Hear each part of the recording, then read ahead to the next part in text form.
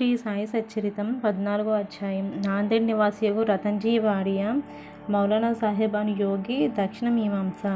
గత అధ్యాయంలో బాబా యొక్క వాకు ఆశీర్వాదం నుంచి అనేక అసాధ్య రోగములెట్టి నయమొగ్గును వర్ణించితిమి. ఈ అధ్యాయంలో రతన్జీ వాడియా అనువాన్ని బాబా ఆశీర్వదించి సంతానమట్లు కలుగు చేసెనో వర్ణించెదము. ఈ యోగేశ్వరుని జీవితం లోపల వెలుపల కూడా సహజముగా అత్యంత మధురముగా నుండును. వారు నడిచినా, భుజించినా, మాట్లాడినా, ఏ పని చేసినను అన్నీయూ మధురముగా నుండును. వారి జీవితం మూర్తిభవించిన ఆనందం. శ్రీ సాయి తమ భక్తులను జ్ఞప్తియుంచుకొని నిమిత్తం వారిని చెప్పిరి. భక్తులు చేయవలసిన పనులు అనేకముల కథల రూపంగా బోధించేది. క్రమముగా అవి అసలైన మతమునకు మార్గమునకు చూపును. ప్రపంచంలో జనులందరూ హాయిగా నుండవలనని బాబా ఉద్దేశం. కానీ వారు జాగ్రత్తగా నుండి జీవితాశయం అనగా ఆత్మసాక్షాత్కారం సంపాదించవలనని వారి ఉద్దేశం. గత జన్మల పుణ్యం కొలది మనకు మానవ జన్మ లభించినది కాబట్టి దాని సహాయం భక్తిని అవలంబించి దానివల్ల జన్మరాహిత్యం పొందవలను. కనుక మనం ఎప్పుడూనూ బద్దకించరాదు. ఎల్లప్పుడూ జాగ్రత్తగా నుండి జీవితాశయమును దాని ముఖ్యోపదేశమును అయిన మోక్షమును సంపాదించవలను. ప్రతి నిత్యం సాయిలీలు వినుచు నీవు శ్రీ సాయిని చూడగలవు. నీ మనసున వారిని రాత్రింబవలు జ్ఞప్తి అందించుకును. ఈ ప్రకారముగా శ్రీ సాయిని అవగాహన చేసుకున్నచో నీ మనసులోని చాంచల్యత్వం పోను. ఇటునే కొనసాగిన ఎడల తుదకు శుద్ధ చైతన్యం కలిసిపోదును. నాదేండ్ పట్టణ నివాసియగు రతన్జీ. ఇక ఈ అధ్యాయం ముఖ్య కథకు ప్రారంభించదము. నైజాం ఇలాకాలోని నాందేడ్లో పార్సీ వర్తకుడు ఉండేను. అతని పేరు రతన్జీ షాకుజీ వాడియా. అతడు చాలా ధనం ఆర్జించెను. పొలం, తోటలు సంపాదించెను. పశువులు, బండ్లు, గుర్రములు మొదలగు ఐశ్వర్యములతో తొలతూగుచుండెను. బయటకు చూచినప్పటికీ చాలా సంతోషంతో కనిపించుండెను. కానీ లోపల వాసముగా అన్నట్లుండేవాడు కాదు. ఈ లోకమునందు పూర్తి సుఖమునున్న వారు ఒక్కరు కూడా లేరు. ధనికుడకు రతన్జీ కూడా ఏదో చింతనతో ఉండేను. అతడు ఔదార్యం గలవాడు, దాన ధర్మము చేయువాడు, పేదలకు అన్నదానం, వస్త్రదానం చేయుచుండేవాడు, అందరికన్నీ విధములుగా సహాయం చేయుచుండేవారు. చూచిన వారందరూ అతన్ని మంచివాడు, సంతోషంగా ఉన్నాడని అనుకొనిరి. కానీ రతన్జీ చాలా కాలం వరకు సంతానం లేకపోవటచే నిరుత్సాహి ఉండెను. భక్తి లేని హరికథల వలె, వరుస లేని సంగీతం వలె, జందము లేని బ్రాహ్మణం వలె, ప్రపంచ జ్ఞానం లేని శాస్త్రవేత్త వలె, పశ్చాత్తాపం లేని యాత్ర వలె, ఖండాభరణం లేని అలంకారం వలె రతన్జీ జీవితం పుత్ర సంతానం లేక నిష్ప్రయోజనంగాను కళావిహీనంగాను ఉండెను. రతన్జీ ఎల్లప్పుడూ ఈ విషయం గూర్చియే చింతించుండెను. రతన్జీ తనలో తాను ఇట్లా అనుకునేను, భగవంతుడు ఎన్నడైనా సంతృష్టి చెంది పుత్ర సంతానం కలుగు చేయడం మనసునందరి ఈ చింతతో అతడు ఆహారమందు రుచి కోల్పోయాను. రాత్రింబవడు తనకు పుత్ర సంతానం కలుగునా లేదా అని ఆతడితో నుండువాడు. దాసగుని మహారాజు యందు గొప్ప గౌరవం కలిగి ఉండేవారు. ఒకనాడు దాసగుని మహారాజుని కలిసి ఆయనతో తన మనసులోని కోరికను చెప్పాను. దాసగుని అతని షిరిడీలో వెళ్ళమని సలహానిచ్చాను. బాబాను దర్శించమనను, బాబా ఆశీర్వాదం పొందమనను, సంతానం కొరకు వేడుకోమనను. రతన్జీ దీనికి సమ్మతించాను. షిరిడీ వెళ్ళుటకు నిశ్చయించుకుని కొన్ని దినముల తర్వాత షిరిడీకి వెళ్ళాను. బాబా దర్శనం చేసిన బాబా పాదముల మీద పడిను. ఒక బుట్టలో చక్కని పూలమాలను తెచ్చి దాన్ని బాబా మెడలో వేసి ఒక గంపతో పండ్లను బాబాకు సమర్పించాను. మిక్కిలి వినయ విధేయతలతో బాబా దగ్గర కూర్చుండి ఇట్లా ప్రార్థించాను. కష్టదశలోనున్న వారికి అనేక మంది నీ దర్శనమునకు రాగం వారిని వెంటనే రక్షించి కాపాడేదువు. ఈ సంగతి విని నీ పాదములను ఆశ్రయించి తిని కనుక దయముంచి నాకు ఆశాభంగం కలుగజేయకము. బాబాకు 5 రూపాయలు దక్షిణం ఇవ్వవలనని రతన్జీ తన మనసులో దర్శనం.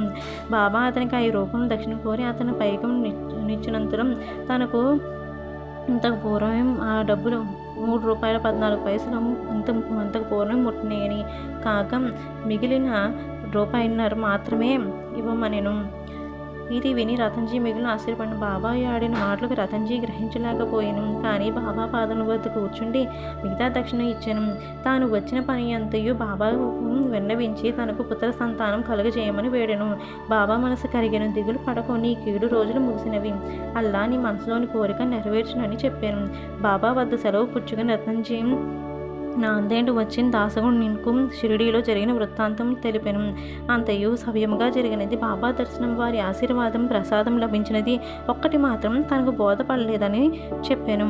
తమకు అంతకు ముందే 3 రూపాయలన్నర ముట్టినదని మిగిలిన రూపాయిన్నర మాత్రమే ఇవ్వమని చెప్పాను. దానికి అర్థం ఏమిటని నాకు అర్థం అవ్వలేదు. ఇంతకు మునుపు నేను ఎప్పుడు షిరిడీకి వెళ్ళలేదే. నా వల్ల బాబాకు 3.5 రూపాయలు ఎలా ముట్టాను?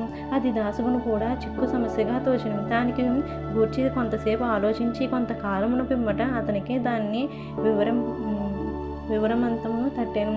మౌలానా సాహెబ్ మహాత్ముని రతన్జీ అంతకు మునుపు సత్కరించిన విషయం జ్ఞాపకం వచ్చాను. నాందేడ్లో మౌలానా సాహెబ్ గురించి తెలియని వారు లేరు. వారు నెమ్మదైన యోగి.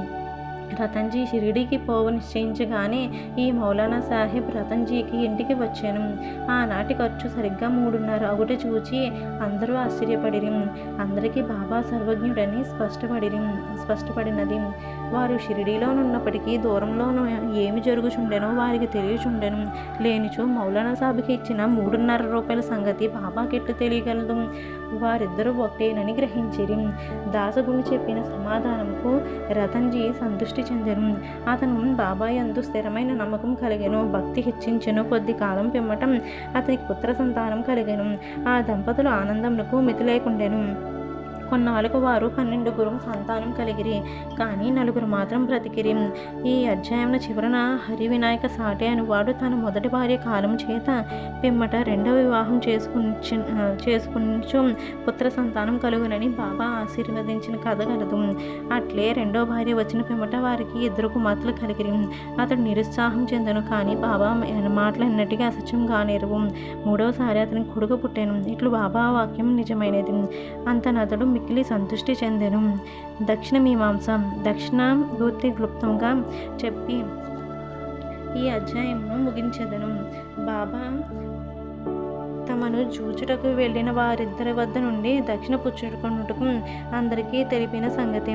బాబా ఫకీర్ అయినచో వారికి దేవి యందు అభిమానం లేకునచో వారు దక్షిణ ఎందుకు కడగవలను? వారు ధనము నేల కాంక్షించలేదని ఎవరైనాను అడగవచ్చును. దీనికి పూర్తి సమాధానం ఇది. మొట్టమొదట బాబా ఏమీయో పుచ్చుకొనడి వారు కాదు. కాల్చిన అగ్గిపుల్లను జాగ్రత్తగా పెట్టుకుని జేబులో వేసుకునడి వారు. భక్తులకు కానీ తదితరులకు కానీ బాబా ఏమీయో అడిగడి వారు కాదు. ఎవరైనా ఒక కానీ 2 కాసులు కానీ ఇచ్చినచో వానితో నూనె పొగాకు కొనడివారు. బీడీ చిరుము పీల్చేవారు. రిక్తహస్తంతో యోగములు చూడరాదని కొందరు 1 కానీ 2 కానీ పైసలను బాబా ముందర పెట్టేవారు. ఒక కానీ ఇచ్చినచో బాబా జేబులో నుంచుకొనడివారు. అద్దన అయినచో తిరిగి ఇచ్చేవారు. బాబా కీర్తి అన్ని దశలకు వ్యాపించిన తర్వాత అనేక మంది బాబా దర్శనమునకే గుంపులుగా రాజొచ్చిరి. అప్పుడు బాబా వారిని దక్షిణం అడుగుచుండెను. దేవుని పూజ యందు బంగారు నాణం లేనిదే ఏ పూజ పూర్తి కాదు. అదే అని వేదం చెప్పుచున్నది. దేవుని పూజ యందు నాణం అవసరమైనచో యోగుల పూజలో మాత్రమే ఉండరాదు. శాస్త్రంలో కూడా నేమని చెప్పబడినదో వినుడు. భగవంతుని, రాజుని, యోగిని, గురువుని దర్శించుటకు పోవునప్పుడు రిక్తహస్తములతో పోరాదు. జ్ఞానమును డబ్బును గాని సమర్పించవలను. ఈ విషయమై గూర్చి ఉపనిషత్తులు ఏమని ఘోషించుచున్నవో చూచెదము. బృహదారణ్యకోపనిషత్తుల్లో ప్రజాపతి దేవతలకు, మానవులకు, రాక్షసులకు అను అక్షరమును బోధించెను. ఈ అక్షరం వల్ల దేవతలు దమము అవలంబించెను గ్రహించిరి. అనగా ఆత్మను స్వాధీనమందించుకొనుట. మానవులు ఈ అక్షరమును దానమునుగా గ్రహించిరి. రాక్షసులు దీనిని దయ అని గ్రహించిరి. దీనిని బట్టి మానవులు దానం చేయవలనని నియమం ఏర్పడెను. తైతిరోపనిషత్తు దానము మొదలగు సుగుణములను అభ్యసించవలనని చెప్పెను. దానం గట్టి విశ్వాసంతో ధారాళముగాను, అణుకుతోనూ, భయంతోనూ, కనికరంతోనూ చెయ్యవలను. భక్తులకు దానమును గూర్చి బోధించుటకు, ధనమందు వారికి గల అభిమానం పోగొట్టుకు, వారి మనస్సులను శుభ్రపరచుటకు బాబా దక్షిణం అడుగుచుండెను. కానీ ఇందులో ఒక విశేషమన్నది. బాబా తాము పుచ్చుకున్న దానికి 100 రెట్లు తిరిగి ఇవ్వవలసిందని వచ్చుచుండెను. ఇట్లా అనేక మందికి జరిగెను.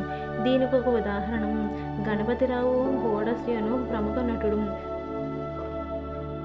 తన మరాఠీ జీవిత చరిత్రలో గడియకు బాబా దక్షిణ అడుగుచుండటచే ధనము ఉంచుకొను సంచి తీసి బాబా ముందు కుమ్మరించి దీని ఫలితముగా ఆనాటి నుండి తన జీవితంలో ధనమునకు ఎట్టి లోటు లేకుండెను అని వ్రాసాను. ఎల్లప్పుడూ కావలసినంత ధనము గణపతిరావు బోడస్కు దొరుకుచుండెను.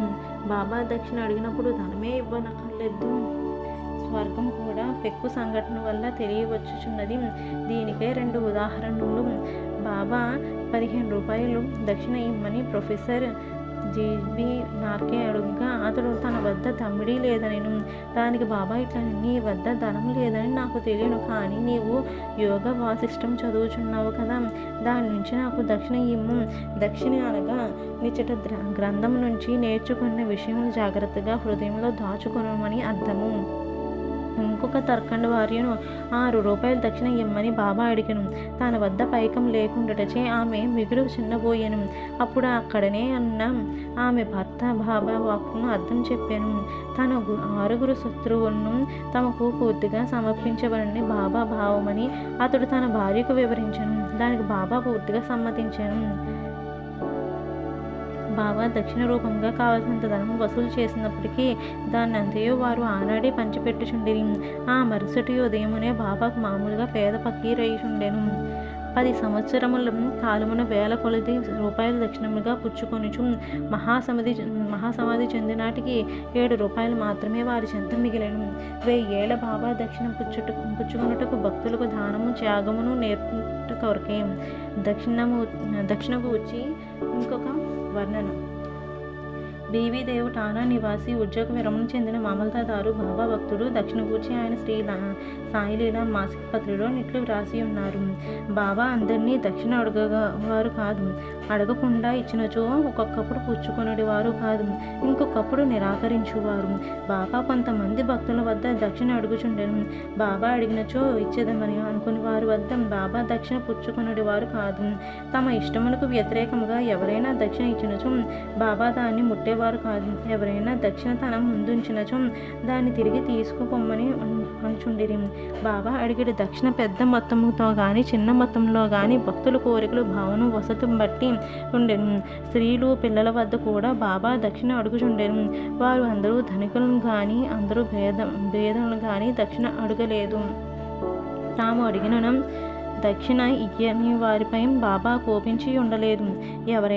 ఎవరి ద్వారానైనా భక్తులు దక్షిణ పంపినచో తెచ్చిన వారు దాన్ని మరచినప్పుడు వారికి దాన్ని గుర్తు తెచ్చి ఆ దక్షిణ పుచ్చుకొని వారు ఒక్కొక్కప్పుడు చెల్లించిన దక్షిణ గురించి కొన్ని రూపాయలు తిరిగి వచ్చి పూజలో పెట్టమనడి వారు. దీని వలన భక్తికి మిక్కిలి ప్రయోజనం కనిపించుచుండేది. అనుకున్న దానికంటే ఎక్కువ ఇచ్చినచో కావలసిన దానినే ఉంచుకొని మిగతా దాన్ని తిరిగి ఇచ్చి వేయిచుండిరి. ఒక్కొక్కప్పుడు భక్తులను కొనిన దానికంటే ఎక్కువ ఇవ్వమంచుండిరి. లేదనిచో ఎవరి వద్ద అయినా బదులు పుచ్చుకొని అడిగి తీసుకొని ఇవ్వమనిచుండిరి. కొందరి వద్ద నుంచి ఒకే రోజు 3-4 సార్లు దక్షిణ తీసుకొని కూర్చుండిరి. దక్షిణ రూపంగా వసూలైన పైకము నుంచి బాబా కొంచెం మాత్రమే చిలుమును దుని వరకు ఖర్చు పెట్టుచుండిరి. మిగతా దాన్ని అంతయు పేదలకు దానం చేయుచుండిరి. 50 రూపాయలు మొదలు 1 రూపాయి వరకు ఒక్కొక్కరికి నిత్యం దానం చేయుచుండేవారు. షిరిడీ సంస్థానంలోనున్న విలువైన వస్తువులన్నీ రాధాకృష్ణమయి సలహాచే భక్తులు తెచ్చి ఇచ్చిరి. ఎవరైనా విలువైన వస్తువును తెచ్చినచో బాబా వారిని తిట్టడివారు. నానాసాహెబ్ చాందోద్కర్తో తమ ఆస్తి అంతయు ఒక కౌపీనము, ఒక విడిగుడ్డ, ఒక కఫిని, ఒక తంబిరేలు గ్లాసు మాత్రమే అని అయినప్పటికీ భక్తులు అవసరమైన నిష్ప్రయోజనమైన విలువైన వస్తువును తెచ్చుచున్నారని అనుచుండడి వారు. మన పారమార్థికమునకు ఆటంకములు 2 కలవు. మొదటిది శ్రీ, రెండవది ధనము. షిరిడీలో బాబా ఈ 2 సంస్థలకు నియమించి ఉన్నారు. అందుకటి దక్షిణ, రెండవది రాధాకృష్ణమాయి.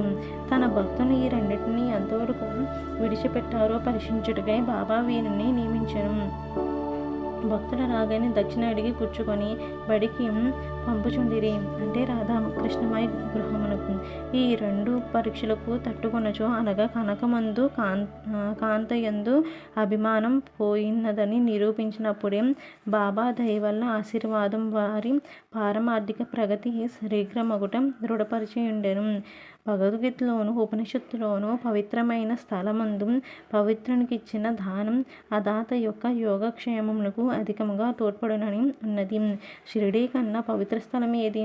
అందున్న దైవం సాయిబాబా కన్నా మిన్న ఎవరు? 14వ అధ్యాయం సంపూర్ణం.